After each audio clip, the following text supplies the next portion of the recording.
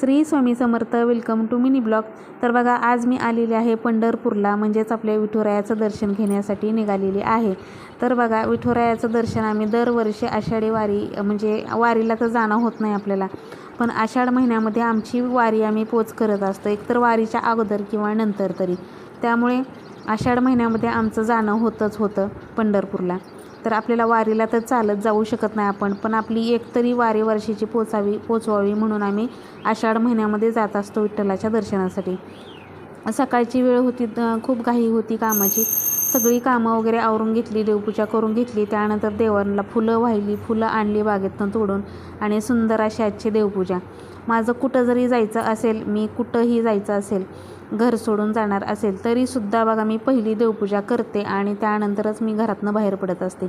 देवपूजा केल्याशिवाय मी घराच्या बाहेर कधीही जात नाही, अगदी मला कुठं जरी जायचं असेल तरी. त्यामुळे देवपूजाचं वगैरे सगळं आटपुलं, कारण सकाळी लवकर उठले होते.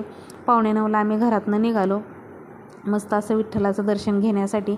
आणि तसं आम्हाला जास्त वेळ लागत नाही, आमच्यापासून 2 तास लागतात विठ्ठलाच्या दर्शनाला जायसाठी पंढरपूरला.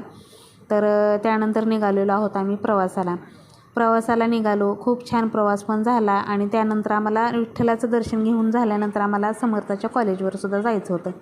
विठ्ठल नगरीमध्ये पहिल्यांदा पोहोचल्या मस्त असं सगळ्यांनी गंध लावून घेतला, कारण विठ्ठलाच्या नगरीत आलो आणि गंध लावला नाही असं होणारच नाही. त्यामुळे खूप छान वाटतं, गंध लावला म्हणजे आणखीन भारी वाटतं. आणि खरं तर ते वेगळंच हे असतं बघा, आपल्याला सामर्थ्य मिळतं तिथून.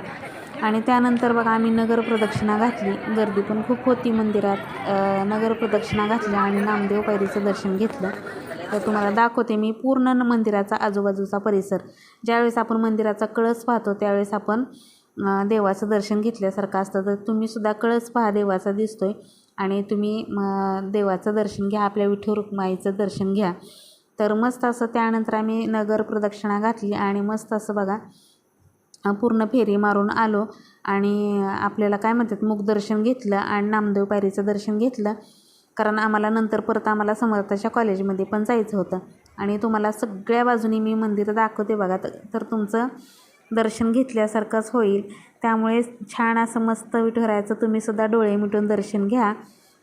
खरं तर डोळे उघडे ठेवूनच विठुरायाचं किंवा कुठल्याही देवाचं दर्शन घ्यायचं असतं. आणि बघू शकताय, मग मी इथं नामदेव पायरीपेक्षा बराच वेळ थांबले होते. त्यानंतर आम्ही थोडंसं सामान वगैरे घेतलं आणि त्यानंतर सगळं झाल्यानंतर आम्ही निघालेलो आहोत समर्थाच्या कॉलेजकडे.